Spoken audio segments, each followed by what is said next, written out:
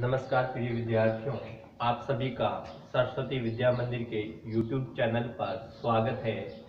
जैसा कि आप जानते हैं कि कोरोना महामारी के दौरान सरकार के निर्देश के अनुसार सभी 8th क्लास के विद्यार्थियों को 9th क्लास में क्रमोन्नत कर दिया गया है। तो आप सभी अब 9th क्लास में आ गए हैं, इसकी आपको हार्दिक बधाई।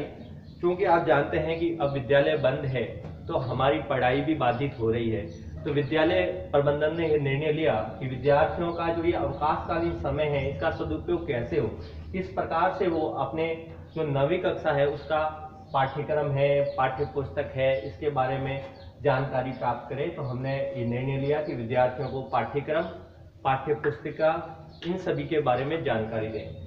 तो हम आपको सर्वप्रथम ये कहना चाहेंगे कि कक्षा 9 का विद्यार्थी जो पाठ्यक्रम है उसमें कतिपय परिवर्तन किए गए हैं। पिछले साल का जो सिलेबस है उसमें और इस साल के सिलेबस में कुछ परिवर्तन किया गया है, जो मैं आपको बता रहा हूँ। आप देखेंगे अपने पाठ्यक्रम में जो पहला चैप्टर है, जो पहले विज्ञान और भारत था, उसकी जगह अब आ गया है हमारे आसपास के पदार्थ। तो बात वही है कि हमारे आसपास के पदार्थ, इसमें जो पाठ्यक्रम दिया है आपका उसमें और इसमें कोई ज्यादा फर्क नहीं है, लेकिन सब चैप्टर के नाम बदले हैं, चैप्टरों का क्रम बदला है। तो हमें उसी आधार पर इन सिलेबस का अगर हम विधिवत अध्ययन कर लें और फिर हमारी पाठ्य पुस्तिका को खरीद करके हम आगे बढ़े तो अच्छा रहेगा। तो पाठ्य पुस्तिका हमारे सबके पास में अवेलेबल हो गई होगी, क्योंकि विद्यालय प्रशासन प्रबंधन की तरफ से आपके व्हाट्सएप ग्रुप में भेज दी गई है। तो हम पाठ्यक्रम की चर्चा करें तो पहला चैप्टर है हमारे आसपास के पदार्थ। क्योंकि हमारा जो परिवेश है ये विभिन्न प्रकार के पदार्थों से मिलकर बना है, ठोस, द्रव, गैस, इन सब के बारे में हमें अध्ययन करना है।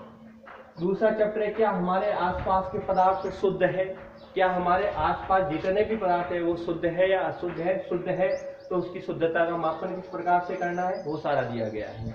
तीसरा परमाणु एवं अणु, और चौथा परमाणु की संरचना। तो आप जानते हैं जिस प्रकार से हमारे शरीर की प्रारंभिक इकाई कोशिका है, तो पदार्थ की जो प्रारंभिक इकाई है वो परमाणु है। अर्थात इस ब्रह्मांड में मौजूद प्रत्येक पदार्थ में जो प्रारंभिक इकाई है जिनसे वो मिलकर बनता है वो मौलिक इकाई परमाणु होती है। परमाणु के संयोग से अणु बनते हैं। तो हम इस परमाणु की संरचना का अध्ययन करेंगे, क्योंकि आप सब जानते हैं परमाणु के अंदर नाभिक होता है, नाभिक में प्रोटॉन और न्यूट्रॉन होते हैं, नाभिक के चारों इलेक्ट्रॉन चक्कर लगाते हैं। तो उस परमाणु की विभिन्न तत्वों के परमाणुओं की संरचना का अध्ययन करेंगे। चैप्टर 5वां है जीवन की मौलिक इकाई। आप सब जानते हैं कोशिका है, जीवों का जो शरीर है वो कोशिका जो प्रारंभिक इकाई है उससे मिलकर बनता है। कोशिकाएं मिलकर के उत्तक बनाती हैं, उत्तक मिलकर के अंग बनाते हैं और अंगों का ढांचा मिलकर के हमारा शरीर का निर्माण करता है।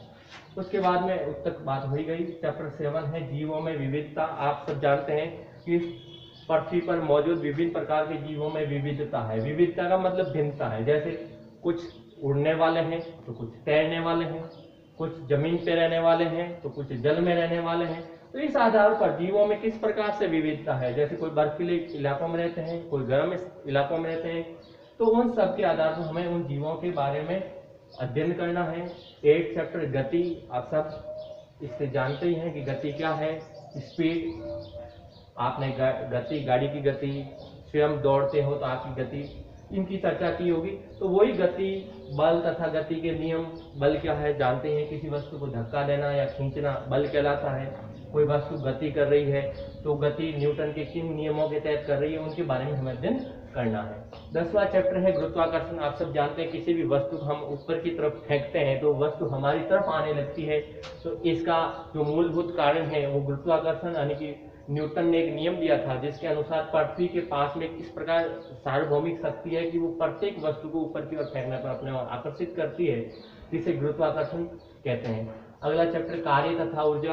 आप सब जानते हैं किसी भी कार्य को करने के लिए हमें ऊर्जा की आवश्यकता होती है। ऊर्जा और कार्य हम अंतर देखें तो ऊर्जा और कार्य एक ही है। ऊर्जा का जो परिणाम है वो कार्य है। ऊर्जा आदर्शीय है जबकि कार्य परिमाण के रूप में हम उसका आंकलन कर सकते हैं, जबकि ऊर्जा आदर्शीय होती है, केवल हम इसे अनुभव कर सकते हैं। ये अनुभूति है और ये परिणाम है। तो कहने का मतलब है कार्य तथा ऊर्जा दोनों अंतः संबंधित है। 12वां चैप्टर ध्वनि। आप सब जानते हैं ध्वनि एक प्रकार की ऊर्जा है। किस प्रकार से ध्वनि की जो विशेषताएं हैं, किस प्रकार से ये वातावरण में गमन करती है। आपने सुना होगा कि अंतरिक्ष में जाकर अगर हम कुछ बोले तो हमें हमारी ध्वनि है वो सुनाई नहीं देगी, अंतरिक्ष में बोलने पर किसी प्रकार की ध्वनि सुनाई नहीं देगी। आपने देखा होगा कभी बंद बरामदे में जाकर आप बोले होंगे तो ध्वनि का बार बार परावर्तन की वजह से, जिसको अनुरणन बोलते हैं, आपकी ध्वनि बार बार टकरा के आपके कानों तक पहुंचती है। तो वो ध्वनि के विभिन्न गुणधर्मों के बारे में अध्ययन करना है। अगला चैप्टर, हम बीमार क्यों होते हैं, अर्थात किस वजह से हम बीमार होते हैं। आप सब जानते हैं कि हम अगर हमारे खान पान का ध्यान नहीं रखते, अर्थात संतुलित भोजन नहीं लेते हैं, तो हमें विभिन्न प्रकार की बीमारियां होती है।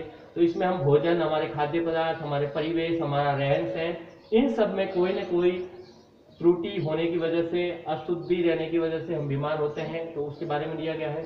अगला है प्राकृतिक संपदा, 14 चैप्टर। प्राकृतिक संपदा का मतलब है प्रकृति के द्वारा प्रदत्त हमें जो संपदा है, जैसे कोयला है, पेट्रोल है, ये सारे के सारे हमारे लिए प्राकृतिक संपदा। जल है, ये भी प्राकृतिक यानी प्रकृति के द्वारा प्रदत्त है, जो मानव द्वारा निर्मित नहीं होते हैं। जो प्रकृति के द्वारा प्रदत्त होते हैं वो प्राकृतिक होते हैं। अगला चैप्टर है खाद्य संसाधनों में सुधार। हमारे पास जो मौजूद खाद्य संसाधन है उसमें किस प्रकार से सुधार कर सकते हैं। इस प्रकार से ये 15 चैप्टर के अंतर्गत हमें विज्ञान के पूरे पाठ्यक्रम का अध्ययन करना है। क्योंकि आपके पास पाठ्य पुस्तक अभी तक उपलब्ध नहीं हो पाएगी, तो आप विद्यालय के व्हाट्सएप ग्रुप से आप प्राप्त कर सकते हैं। साथ ही बोर्ड की, माध्यमिक शिक्षा बोर्ड अजमेर की जो वेबसाइट है उसके ऊपर भी पाठ्य पुस्तक को अपलोड कर दिया गया है, वहां से आप प्राप्त कर सकते हैं। क्योंकि लॉकडाउन में ढील के फलस्वरूप किताबों की दुकानें हैं, उनको खोलने की अनुमति दी है, तो आप उस